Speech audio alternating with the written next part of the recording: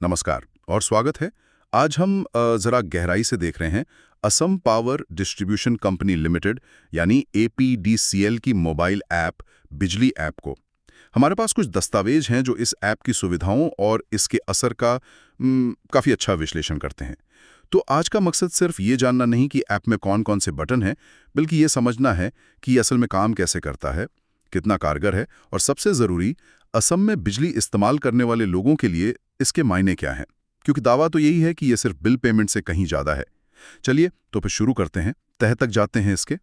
मूल विचार तो साफ ही है। बिजली से जुड़े ज़्यादातर काम जो पहले दफ्तर जाकर होते थे, उनको उठाकर सीधा लोगों के मोबाइल फ़ोन में डाल देना।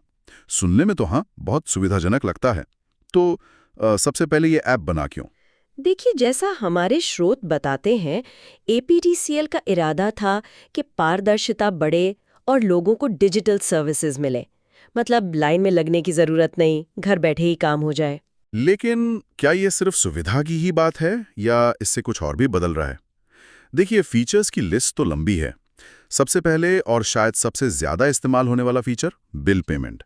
ऐप में UPI, debit, credit card, net banking, wallets, मतलब लगभग सारे आम तरीके मौजूद हैं। पेमेंट करो और फट से डिजिटल रसीद। ये तो हुई बेसिक बात। पर इसके आगे बढ़ें तो आप सिर्फ अभी का बिल नहीं, बल्कि पुराने बिल और कब कब पेमेंट किया, उसका पूरा क्या कहते हैं, इतिहास भी देख सकते हैं। पूरा रखते हैं। बिल्कुल। और फिर आता है शिकायतों वाला सेक्शन। बिजली कट गई, मीटर तेज चल रहा है, बिल में कुछ गड़बड़ लग रही है, कोई भी दिक्कत हो यहीं से शिकायत डाल दो। और सिर्फ दर्ज नहीं, आप ट्रैक भी कर सकते हैं कि आपकी शिकायत पर क्या हो रहा है। ये सीधे अपनी बात कंपनी तक पहुंचाने का एक चैनल देता है। आपको लगता है ये वाकई जमीनी स्तर पर शिकायतों के समाधान में कुछ तेजी ला रहा होगा? देखिए, ये एक बहुत अहम सवाल है। ऐप पर शिकायत दर्ज करने की सुविधा देना एक बात है, और उन शिकायतों का समय पर और संतोषजनक समाधान होना दूसरी। स्रोत ये इशारा तो करते हैं कि शिकायत दर्ज करना आसान हुआ है, जो अपने आप में एक बड़ा कदम है। पहले शायद कई लोग छोटी मोटी शिकायतों के लिए दफ्तर जाने से कतराते होंगे, सोचते होंगे कौन जाए। अब वो बाधा कम हुई है, लेकिन समाधान की रफ्तार वो अभी भी एक चुनौती हो सकती है, जैसा कि विश्लेषण में भी जिक्र है। ये असल में ऐप के बैकएंड पर जो टीम है, जो प्रक्रियाएं हैं, उन पर निर्भर करता है। ऐप तो सिर्फ एक इंटरफेस है ना, असली काम तो पीछे होता है। बिल्कुल सही कहा आपने। ऐप तो बस एक दरवाज़ा है। अच्छा, शिकायतों के अलावा नए कनेक्शन के लिए अप्लाई करना हो, मीटर बदलवाना हो, लोड कम ज़्यादा करवाना हो या नाम वगैरह बदलवाना हो, ये सारे अनुरोध भी यही से किए जा सकते हैं। यानी कई अलग अलग कामों के लिए एक ही जगह। और एक छोटी मगर हाँ काम की सुविधा है, बिजली कटौती की पहले से सूचना। अगर कोई मेंटेनेंस का काम होना है आपके इलाके में, तो ऐप पर जानकारी आ जाती है। इससे लोगों को पहले से पता रहता है। साथ ही जिनके एक से ज़्यादा कनेक्शंस हैं, वो सारे खाते एक ही ऐप से मैनेज कर सकते हैं और बिल ड्यू डेट के रिमाइंडर भी सेट कर सकते हैं। ये भी अच्छा है। ये सारे फीचर्स मिलकर जो तस्वीर बनाते हैं वो दिलचस्प है। ये सिर्फ अलग-अलग सुविधाओं का मतलब एक कलेक्शन नहीं है। ये बिजली कंपनी और ग्राहक के बीच के रिश्ते को एक नए सिरे से बनाने की कोशिश है, जहां पहले हर काम के लिए अलग प्रक्रिया, अलग काउंटर, शायद अलग लोग होते थे। अब वो सब एक डिजिटल दायरे में सिमट रहा है। इसे अगर हम थोड़ा बड़े पैमाने पर देखें तो ये ई गवर्नेंस का एक ठोस उदाहरण है। सरकारी या अर्ध सरकारी सेवाओं को तकनीक के जरिए लोगों तक पहुंचाना, ये सिर्फ सुविधा नहीं, ये सिस्टम को बदलने की क्षमता रखता है। सिस्टम बदलने की बात, हाँ, ये वाकई सोचने वाली बात है। अब जरा ऐप के दिखने और इस्तेमाल करने के अनुभव पर आते हैं। यूआई और यूएक्स पर जानकारी बताती है कि इसका डिज़ाइन बहुत तामझाम वाला नहीं है, बल्कि सीधा साधा और काम पर फोकस करने वाला है। हो सकता है आजकल के जो फैंसी ऐप्स आते हैं ये वैसा ना लगे, पर नेविगेट करना आसान है।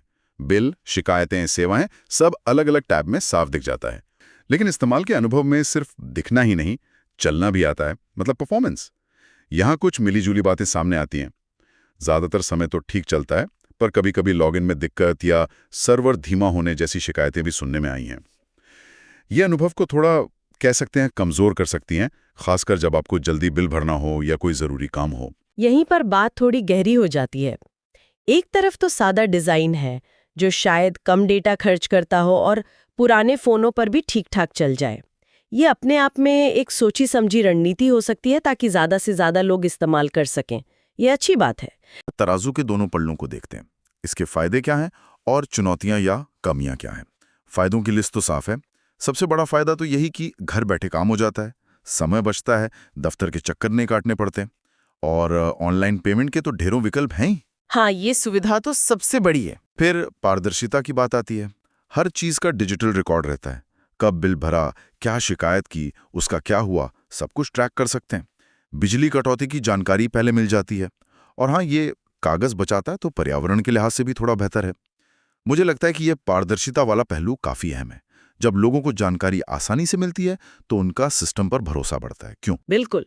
पारदर्शिता और जानकारी तक आसान पहुंच सशक्तिकरण का मतलब एम्पावरमेंट का एहसास कराती है, इसमें कोई शक नहीं।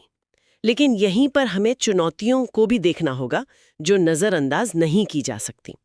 जैसा हमने अभी बात की, तकनीकी स्थिरता एक मुद्दा है। सर्वर डाउन होने पर पेमेंट फेल हो सकता है, जो खासकर बिल की आखिरी तारीख के आसपास काफ़ी तनाव दे सकता है। हाँ, वो तो है। ऐप का कभी कभी क्रैश होना या लॉगिन में दिक्कत आना भी यूजर के अनुभव को खराब करता है। एक और चुनौती जिसका जिक्र मिलता है वो है शिकायतों के समाधान में लगने वाला वक्त। ऐप से शिकायत करना भले ही आसान हो गया हो, पर अगर पीछे बैठी टीम उसे जल्दी हल नहीं करती तो ऐप की उपयोगिता पर सवाल उठ सकता है। सही बात है।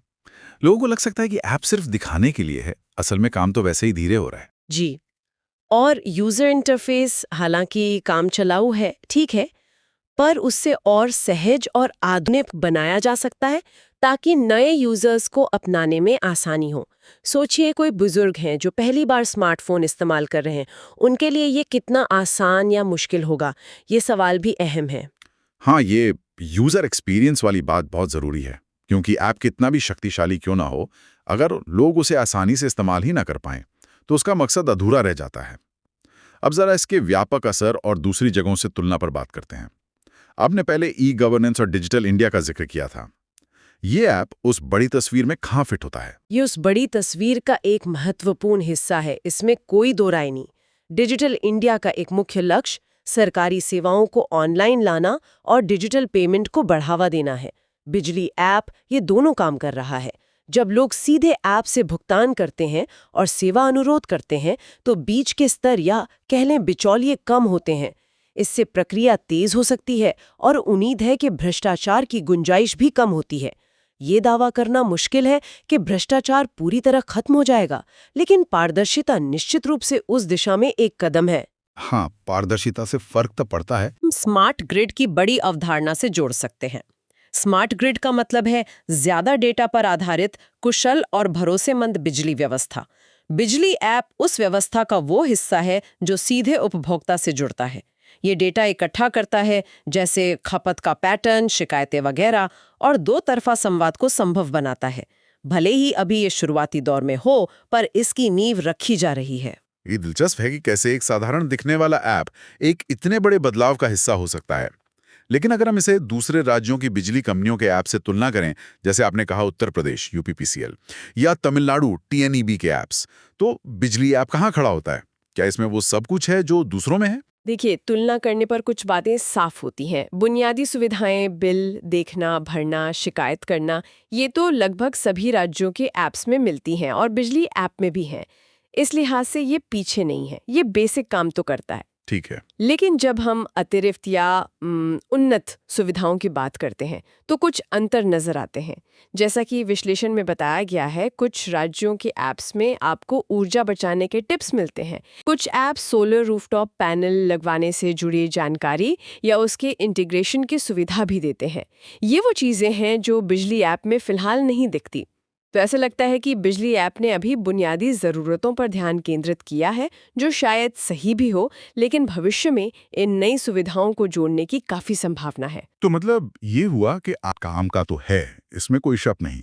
असम के लोगों के लिए एक ज़रूरी डिजिटल औजार बन गया है और ये निश्चित रूप से प्रगति दिखा रहा है। पर अभी इसमें और बेहतर होने और नई चीज़ें जोड़ने की गुंजाइश बाकी है, खासकर जब हम देखते हैं कि दूसरी जगहों पर क्या हो रहा है। हाँ, बिल्कुल यही सार है। ये एक नींव की तरह है जिस पर आगे और मजबूत इमारत खड़ी की जा सकती है। इसकी मौजूदा उपयोगिता को नकारा नहीं जा सकता, लेकिन इसकी पूरी क्षमता का इस्तेमाल होना भी बाकी है और साथ ही भविष्य की ज़रूरतों को देखते हुए नए फीचर्स जोड़ने की भी ज़रूरत है। तो कुल मिलाकर हम कह सकते हैं कि बिजली ऐप असम में बिजली उपभोक्ताओं के लिए एक अहम डिजिटल साथी बन गया है। बिल भरने से लेकर शिकायत करने और दूसरी सेवाओं के लिए अनुरोध करने तक इसने कई चीजों को एक जगह लाकर आसान बनाया है। फायदे साफ हैं, सुविधा, पारदर्शिता, समय की बचत। लेकिन जैसा हमने विस्तार से बात की, तकनीकी रुकावटें अभी मौजूद हैं। पर इसे अगले स्तर पर ले जाने के लिए लगातार सुधार की जरूरत होगी, तकनीकी तौर पर भी और सुविधाओं के लिहाज से भी। इसे सिर्फ एक ऐप नहीं बल्कि एक लगातार विकसित होने वाली सेवा के रूप में देखना होगा। और जाते जाते एक सवाल सोचने के लिए छोड़ जाते हैं हम सबके लिए। जैसे जैसे भारत डिजिटल इंडिया और स्मार्ट ग्रिड की राह पर आगे बढ़ रहा है, बिजली, पानी जैसी बुनियादी और अनिवार्य सेवाओं से जुड़े ऐप्स की विश्वसनीयता और सरल उपयोगकर्ता अनुभव कितने निर्णायक साबित होंगे। क्या यही वो चीजें हैं जो तय करेंगी कि लोग इन तकनीकों पर भरोसा करते हैं या नहीं, खासकर उन इलाकों में जहां डिजिटल साक्षरता अभी भी एक चुनौती है?